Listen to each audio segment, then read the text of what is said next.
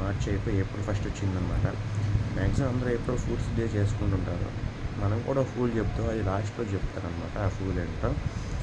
So April first మామూలు ఎప్పుడు ఎవరి ఇయర్ మనం ఫూల్స్ డేగా చేసుకుంటాం. కొంతమంది కుళ్ళు జోకులు వేసి ఫూల్స్ అంటారు, కొంతమంది ఏమో సెటరికల్ జోక్స్ వేసి ఫూల్స్ అంటారు. ఇంకా రకరకాలు చెప్తారు. సో ఏప్రిల్ ఫస్ట్ మీన్స్ నాకు తెలిసి మన తెలుగు యుగాది తర్వాత తెలుగు న్యూ ఇయర్ స్టార్ట్ అవుతుంది కాబట్టి నాకు తెలిసి ఇదే సంవత్సరం న్యూ ఇయర్ అనుకోవచ్చు. అది నా ఒపీనియన్.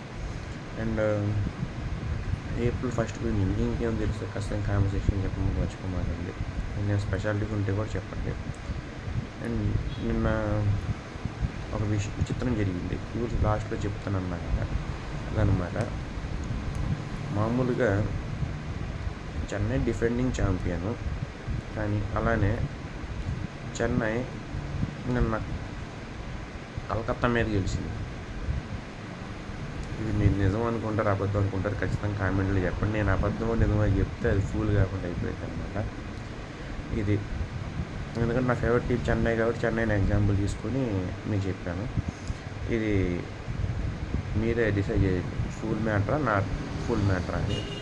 ఎందుకంటే నేను చెప్పి ఫూల్ అంటే అది బాగోదన్నమాట. సో ఇదన్నమాట.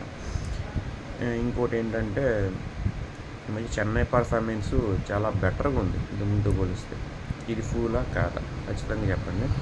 ఇప్పుడు నిజాలు చెప్పుకుంటే అవి మ్యాటర్ వదిలేయండి. ఇప్పుడు నిజాలు చెప్తే చెన్నై పర్ఫార్మెన్స్ చాలా వరస్ట్గా ఉంది.